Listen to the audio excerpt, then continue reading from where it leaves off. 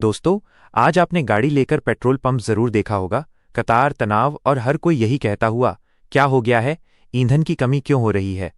कई बार हम ये सुनते हैं, ये तो वैश्विक युद्ध का नतीजा है। ईरान, इजराइल, हॉर्मुज, रूस, यूक्रेन, ये सब देशों की नीतियां हैं, हम क्या कर सकते हैं। लेकिन आज हम एक सीधा और गहरा सवाल पूछेंगे, क्या भारत में ईंधन की जो तंगी और अस्थिरता देखी जा रही है, उसके पीछे सिर्फ बाहरी कारण है, या भारत सरकार की खुद की ऊर्जा और आर्थिक नीतियों का भी बहुत बड़ा दखल है। आज भी भारत अपने कच्चे तेल का लगभग 80% से ज्यादा आयात से ही पूरा करता है। यानी देश की ईंधन कीमतें और उपलब्धता दुनिया के एक छोटे से जल डमरू मध्य हॉर्मुज की तरफ से आने वाले जहाजों पर निर्भर हैं। लंबे समय तक सरकार ने ये नीति बनाए रखी, मिडिल ईस्ट और रूस से सस्ता तेल आयात करेंगे। घरेलू तेल उत्पादन और रणनीतिक भंडारण वही रहेंगे जितना अभी है।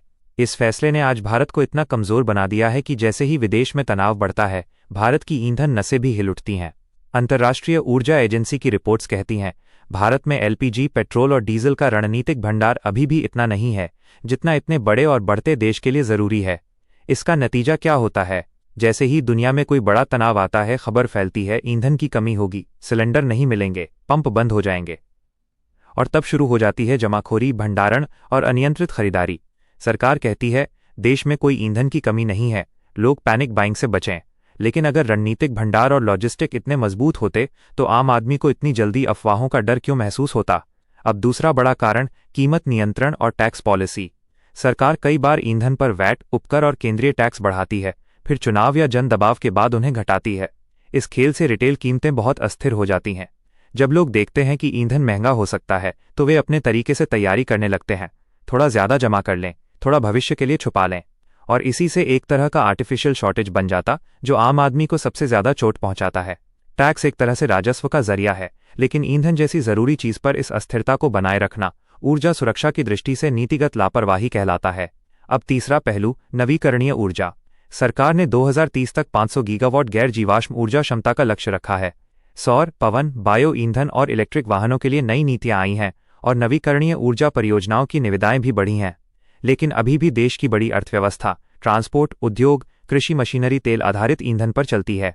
इलेक्ट्रिक वाहन, हाइड्रोजन फ्यूल, बायोडीजल और सबसे ज्यादा सौर ऊर्जा पर आधारित बिजली अभी लक्ष्य और सपनों तक ही सीमित है।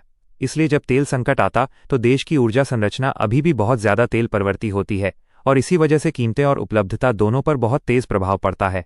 तो दोस्तों, ये बात साफ हो गई होगी, ईंधन संकट के पीछे सिर्फ वैश्विक युद्ध नहीं है, बल्कि यह भी सच है कि भारत सरकार की आयात निर्भरता, भंडारण कमी, टैक्स अस्थिरता और ईंधन आधारित अर्थव्यवस्था की धीमी बदलाव नीतियां इस तंगी को गहरा कर रही हैं।